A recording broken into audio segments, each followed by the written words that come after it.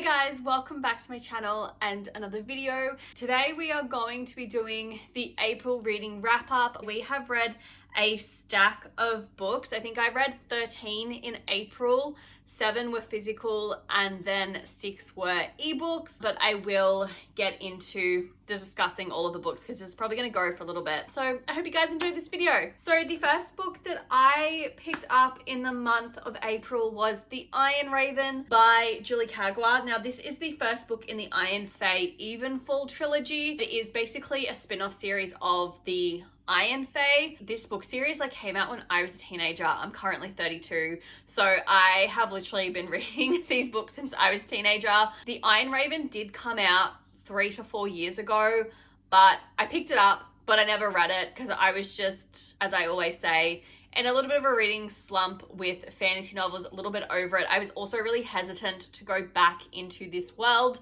because I was terrified that the magic that I felt when I was reading the Iron Fae series originally, I wasn't going to experience with this spin-off series, and I wasn't going to like it, and it was potentially going to ruin all of my memories that I have of the Iron Fae series. So very hesitant to pick it up, but I did pop this one on the 25 books that I want to read in 2025. I thoroughly enjoyed this.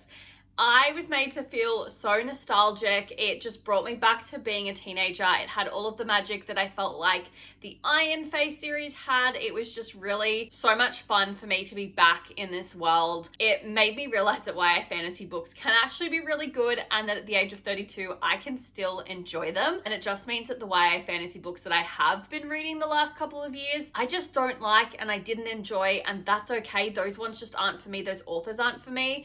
But I can still enjoy YA novels. This was just everything. I was so excited. I did rate this 3.5 stars. So it was amazing. It was great to be back here.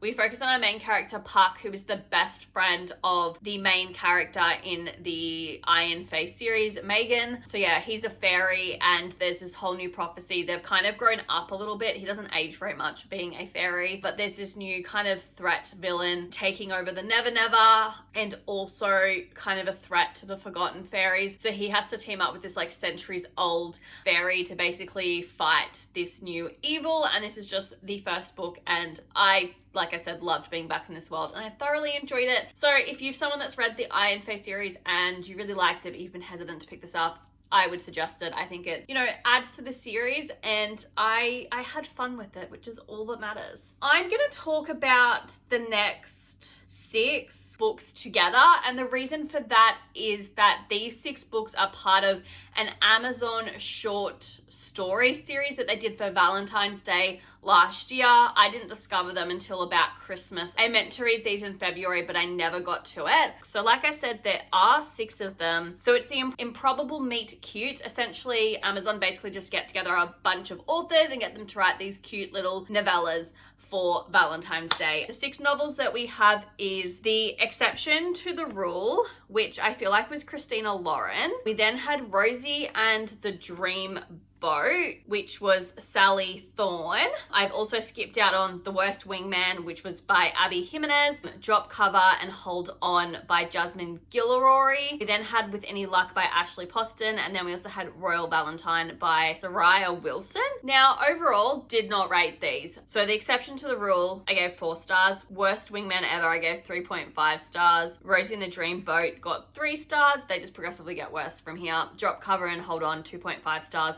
With Any Luck, 2 stars, and then Royal Valentine, 2 stars. They're basically, just cute little rom-coms around Valentine's Day. They were very nothing stories. I found the further I went through this series, they're not connected or anything. They're just random stories that these authors have written, but they're not connected in any way except that it was written for Valentine's Day. I just found it really not great. I personally preferred Amazon's Christmas stories that they did because there was authors that I already knew and loved on there, and then I was also able to discover some new authors. Whereas with the Valentine's Day one, it was an author I did love and then a couple of other authors that I find hit and miss. So I did find these more so hit and miss. They were just fun, they were easy, but I don't really recommend them. But if you want to read them, check them out. They were the 6 ebooks that I did read this month, so I'll just jump back to my physical books. And then the second physical book that I read was also my favorite book of the month, which I anticipated would be the case, and that was Say You'll Remember Me by Abby Jimenez. This is her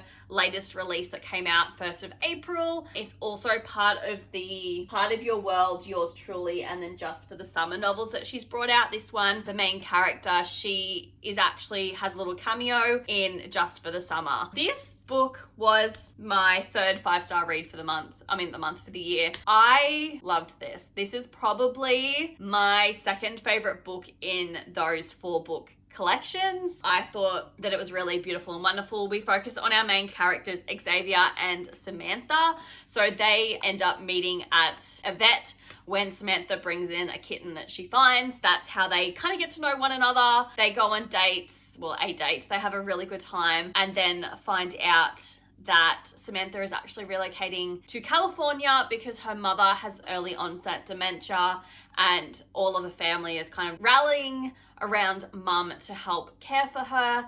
And so she's going back to be able to care for her mum. And honestly, as someone who has had 3 grandparents with dementia who have sadly passed, this book just hit all the feels. I didn't realize that Samantha's mum had dementia until I started reading it, and I was just like, oh god, I'm gonna cry. And I did towards the end, but I felt like it was a really beautiful representation of what families go through when someone has dementia. It was really kind of horrible to watch her mum go through it, because her mum's only in her 50s or 60s, so she is really quite young. And obviously it's the grandparents on my dad's side that have had it. So for me reading this, I was like, is my dad gonna get this? Is this what I may choose to do one day to help my mum look after him? Yeah, it was confronting at times. I know for some people this book was hit and miss, but for me it was beautiful. I could relate to it. I thought Samantha and Xavier were great characters.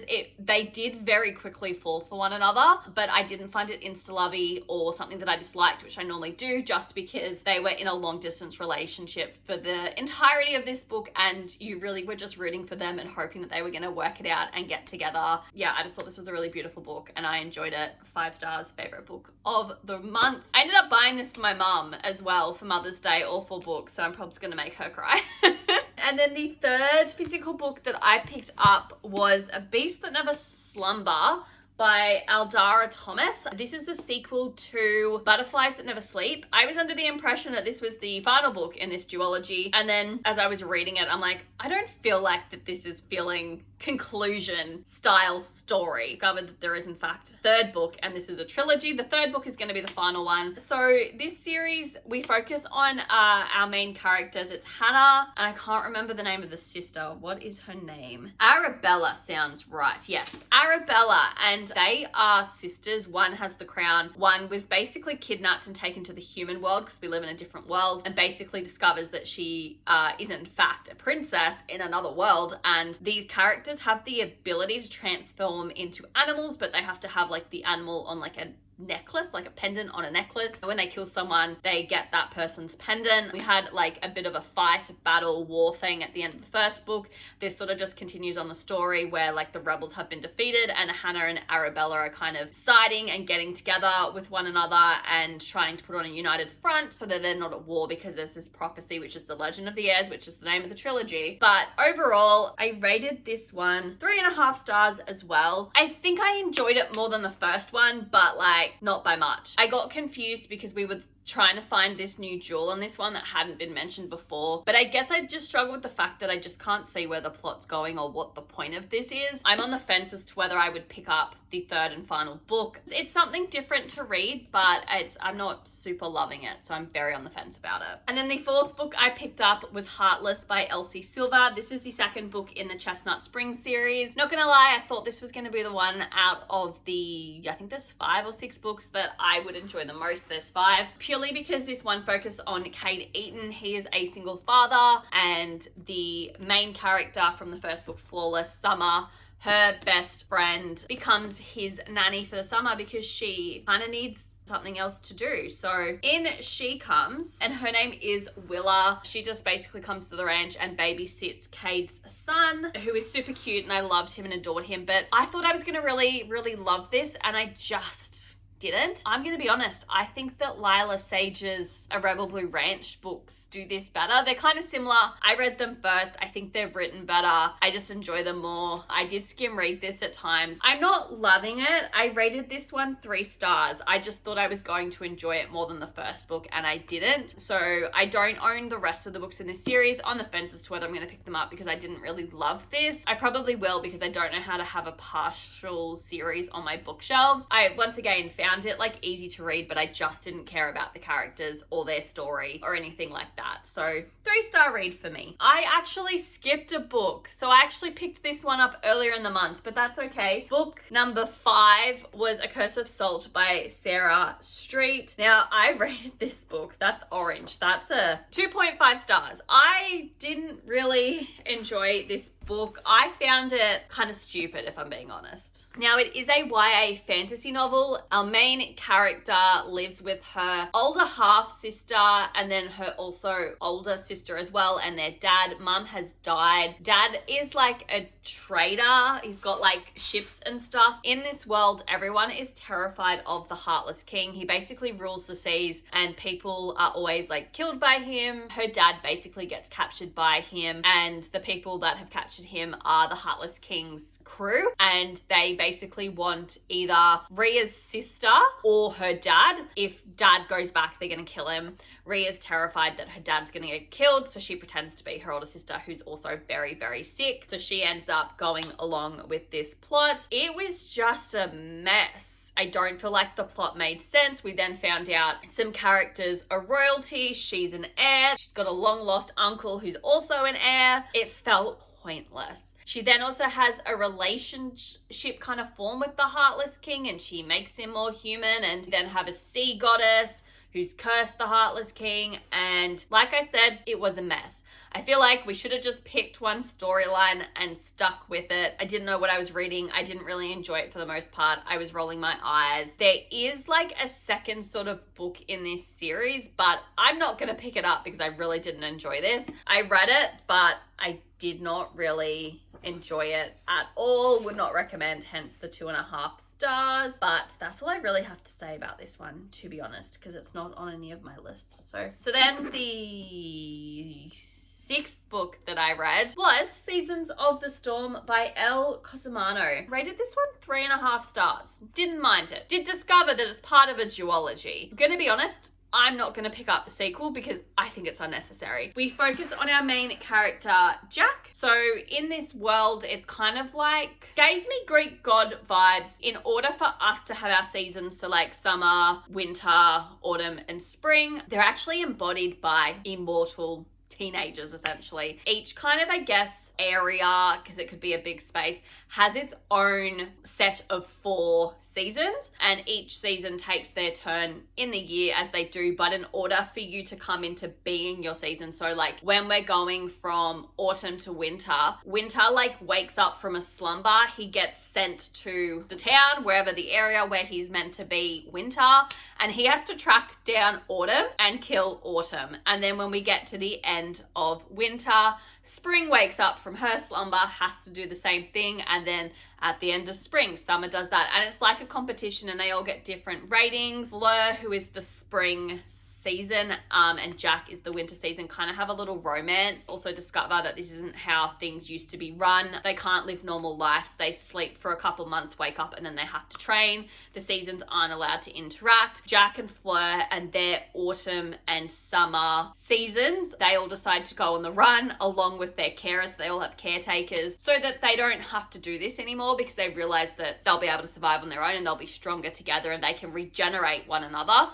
They're all immortal except for their carers, but the seasons are immortal because they've been gifted magic, but their carers aren't. So they're basically just on the run trying to get away from Kronos, who's like the king of time, and then his daughter Gaia, who's like got this master plan to basically have someone else take over Kronos. And they did that in this book. I feel like if the duology was split up in trying to defeat Kronos, I would understand that. At the end of this, we get a new Kronos, and then the second book in this duology focuses on the seasons adjusting to the new Kronos, because a lot of them aren't happy that the previous Kronos was killed. For me, I don't feel like I need to read that story. Like, this book did a good job at what I felt like it was supposed to do.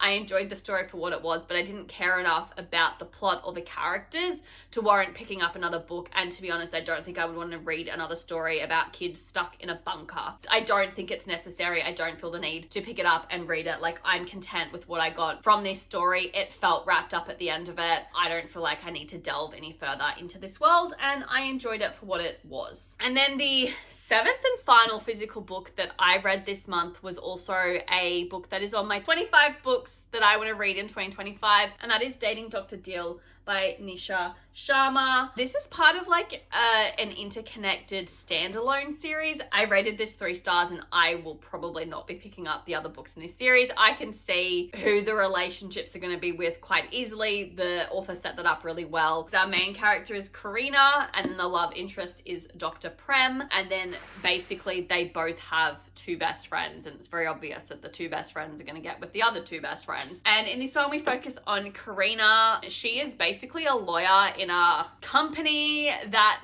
helps women in business. It's like a startup. She's super excited to be working there because she's sick of working in big law firms. She's also, I think, in her 30s and unmarried, and her younger sister, who's basically a little bit of an influencer, has just gotten engaged and they're planning her wedding. Their family is like, the older sister cannot rock up unmarried because everyone's going to ask us what's wrong with her. She wants to date. She wants to find true love. Her dad is also selling the family home, which her mother purchased and repaired, and Karina is devastated because she's always wanted to buy the house. So her dad basically gives her an ultimatum in order to buy the house, but she doesn't have enough money saved up. And then enters Dr. Prem, who is a doctor who is wanting to build a medical facility that can help look after people of his culture. They kind of have a negative run-in on his talk show and decide that because he's losing sponsors and needs money to get his clinic up and running, that they need to basically fake date, fake engage, get married so that they can get the money to do what they want. And it's basically just Karina coming to terms with that, and obviously they actually develop a relationship. But yeah, like I said, 3 stars. I was enjoying it at first, and then I just kind of got over it because it was very repetitive of her being like, no, I want to date other guys and have a love marriage. I don't want like an arranged marriage. And he's like, you're gonna have an arranged marriage. Like, I'm just gonna pursue you because this is a really good idea.